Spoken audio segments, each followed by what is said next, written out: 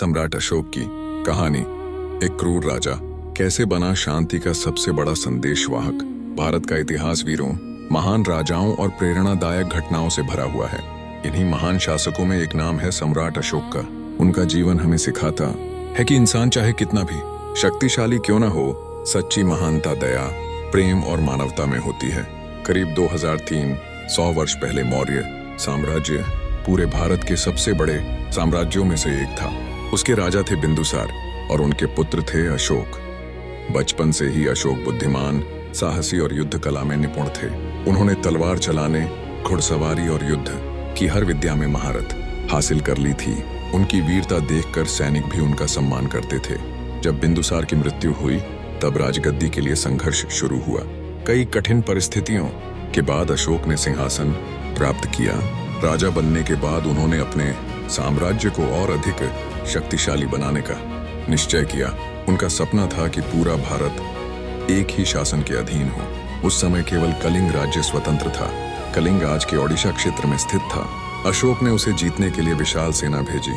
युद्ध शुरू हुआ और दोनों ओर से भीषण लड़ाई हुई। हजारों सैनिक मैदान में लड़ते रहे। कई दिनों तक चले इस युद्ध में असंख्य लोगों ने अपने प्राण गंवाए। अंत में कलिंग पर अशोक की विजय हुई, लेकिन यह जीत उनके जीवन की सबसे बड़ी पीड़ा बन गई। जब युद्ध समाप्त हुआ तब अशोक युद्ध भूमि का निरीक्षण करने निकले।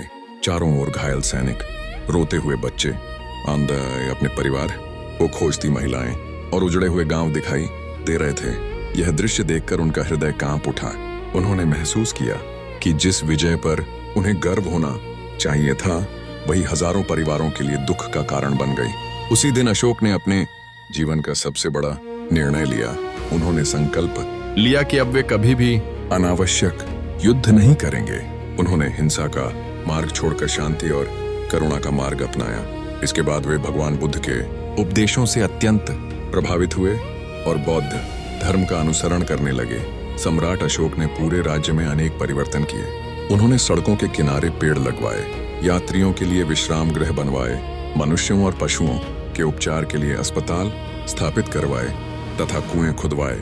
उन्होंने अपने अधिकारियों को आदेश दिया कि जनता के साथ न्यायपूर्ण व्यवहार किया जाए और किसी के साथ अन्याय न हो।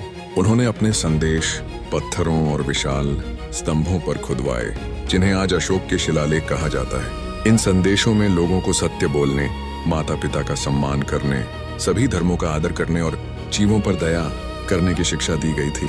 ये शिलालेख आज भी भारत के कई स्थानों पर मौजूद हैं और इतिहास के महत्वपूर्ण प्रमाण माने जाते हैं। अशोक ने केवल भारत ही नहीं बल्कि श्रीलंका और अन्य देशों में भी शांति और बौद्ध धर्म का संदेश भेजा।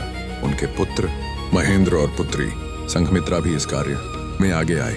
उनके प्रयासों से भारत की संस्कृति और शांति का संदेश दूर दूर तक पहुंचा।